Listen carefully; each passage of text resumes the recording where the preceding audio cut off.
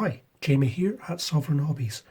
This is something I've been meaning to do for a while, or rather other people have been meaning for me to do for a while. I'm going to show one of several ways to get a little bit more out of enamel paints than perhaps sometimes people are used to, doing that with a black basing technique, but getting in close, low pressure and quite thin paint, and see how things go.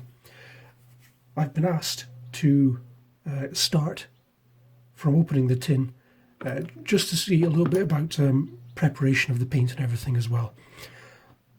I've deliberately chosen a very old tin of paint. You can see it's brand new. We bought White Ensign Colourcoats in 2014, making this tin at least 3 years old.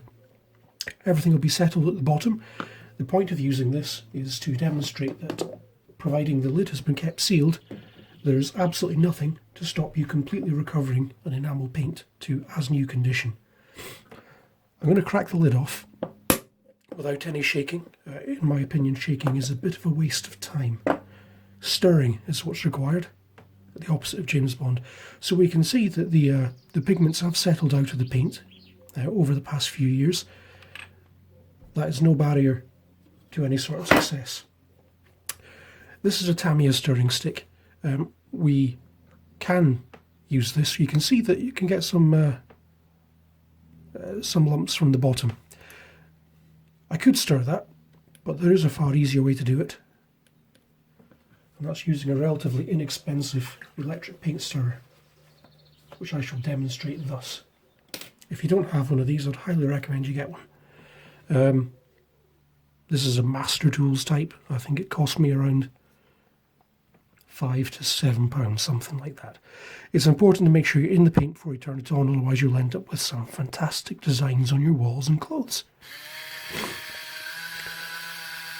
A few seconds of stirring, get to the bottom, and really you're just listening for the changes in RPM of the motor to stop. And that's pretty much it. That will be as new condition. I'll just run that off in some white spirit in the cleaning jar to clean the stirrer and put that away for next time.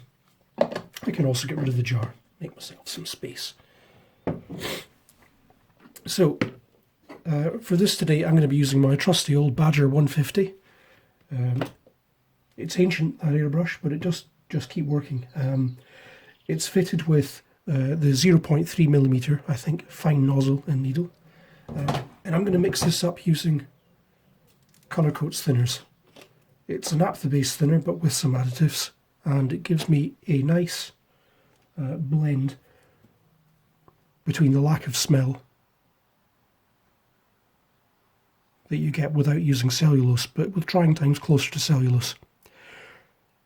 A good tip to getting lids to stick back on is to use relatively inexpensive pipettes, as I'm doing here.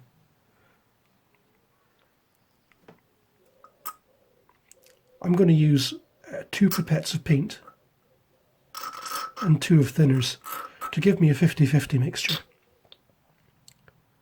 Sometimes I go thinner than that, but for today, that's what we'll be doing. The good thing about using the correct thinners for my paint in particular is that when I'm done, if I have any excess, there's absolutely no trouble whatsoever for long-term storage having returned the thinned paint back to the tin. That's not something I'd recommend nor take any responsibility for if you try that with any other type of thinners, however. So make of that information what you will. Right, I'm going to get rid of the tin of paint just for now. It won't dry in the time we're doing this, but the possibility of any dust settling and things is something I could do without. So, the thinners. In we go, 1 and 2. Now, to save me the risk of smashing the jar, which is something I've done before with the electric stirrer, my own ineptitude really, I'll just use the stirring stick for this. What I'm looking for is a uniformity of the opacity of the paint up against the wall of the jar. This feels quite nice to me. It doesn't quite coat the stick, but it does form a bit of a blob on the bottom, but without dripping off. I would say that's about where I want this to be for now. I'm going to be spraying this with the compressor set at 17 psi unloaded, and that'll drop to about 15 psi when it's flowing, I find. But you should check with your own compressor. The best ratio for thinning paint does depend on the paint itself, the thinners that you're using, the pressure you're spraying at, and of course the needle and nozzle size of your airbrush. So I'm going to pack this out just now. I'm going to move the model to the middle of the table, and I'm just going to do this freehand. I've got the grey areas that I don't want to paint masked off on the underside. I'm not going to be spraying at the bottom of the wing, and with low pressure it doesn't tend to go everywhere, so that is okay. I've done this many times.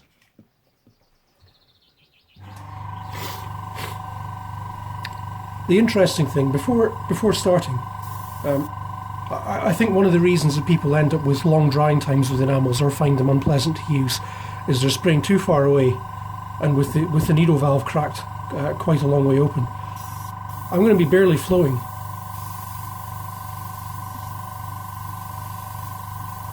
You don't need any more than that, even with a fine needle, to do this. All it takes is a little bit of patience to build up the colour slowly. So we'll just begin and see how things go. So again, just having the needle cracked ever so slightly open. And I'm just going to work in small passes back and forth, round in little circles. But that's a taste thing. It's quite popular with black basing, with pre-shading, post-shading, to colour in the panel lines on the model. If that's what you like doing, then fine. For my eye, that doesn't look in any way realistic. I've never seen a real airplane fade like that. I prefer to just work in small areas and give a general unevenness to the tone of the paint. And to my eye, that looks far more convincing and far more reminiscent of how real aircraft, real paint tend to succumb to weather. So the aim when I'm doing this is not to put on a wet coat. I don't want the paint wet. Lots and lots of dust coats keep the amount of thinner and enamel binder being applied in any one go to a minimum, and you'll see that even the gloss, a satin paint like this, that's flashing off already.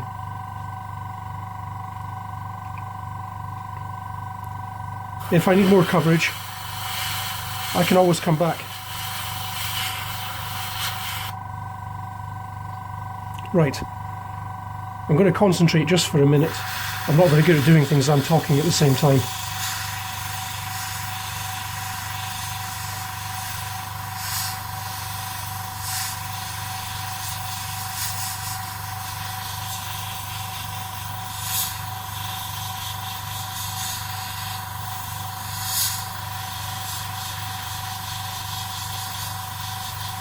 Again, in real close, with the needle valve barely cracked open. The amount of control you can get over the paint flow and the coverage build-up doing that is immense compared to just blasting it with the needle valve cracked wide open from a long distance away.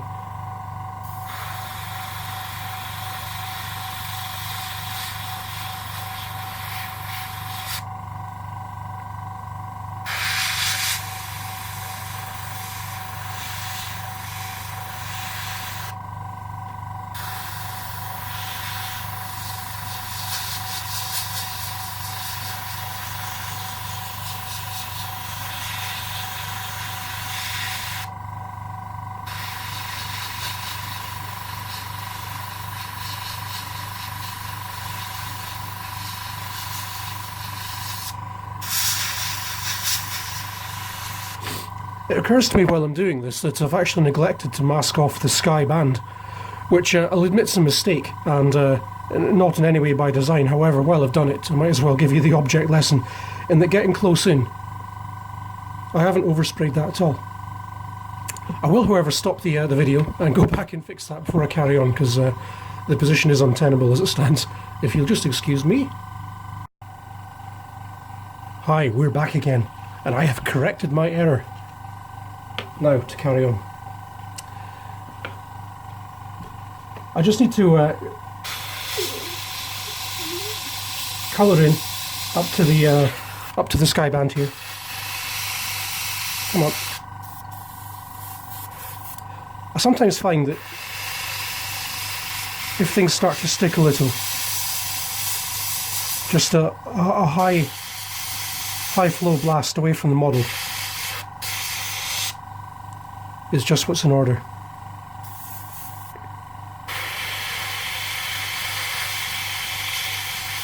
And then just keep things nice and slow.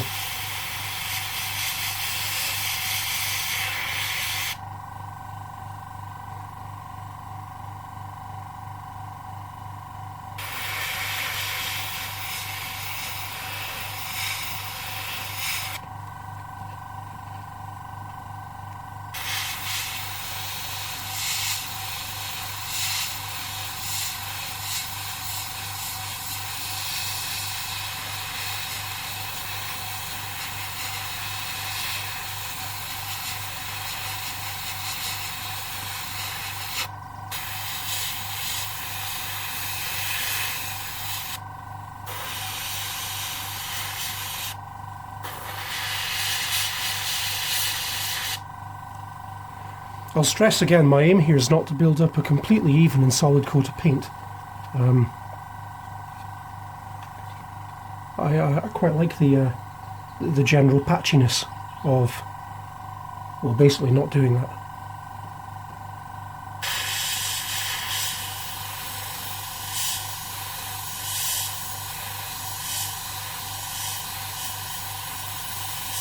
You can see I am, of course, working freehand here. This won't be the final camouflage.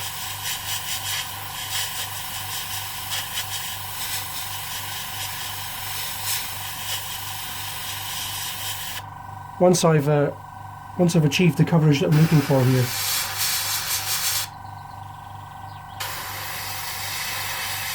I'll come back and mask with rolled up blue tack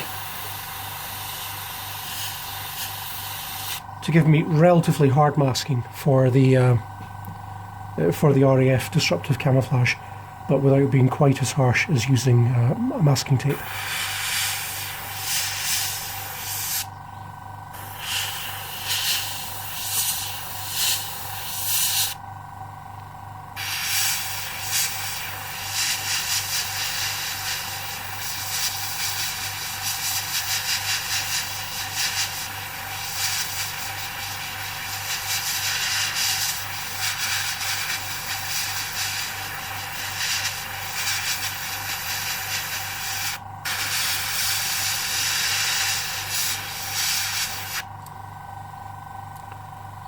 And check this. That's touch dry. Now, just in case you're thinking that I've given us a long gap between the last part of the video when I went away to mask that sky band, that's touch dry too. Look, no fingerprints. Enamels don't need to take forever to cure. It depends how thick you trail them on.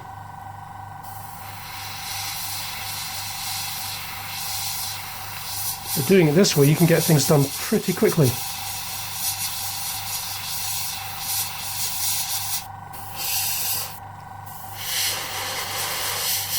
I'll also stress it's not the only way, it's just a way. But I think most will agree it's better than just blasting the thing with the needle valve wide open from around a foot away.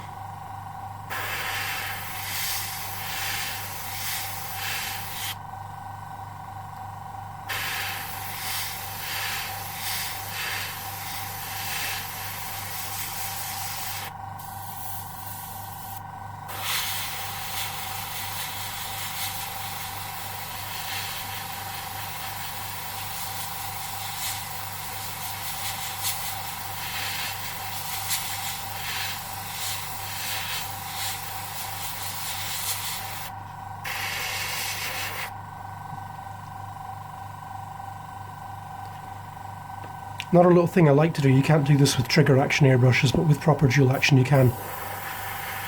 With no paint flowing, just blowing some air at it can help this to flash off just that little bit quicker.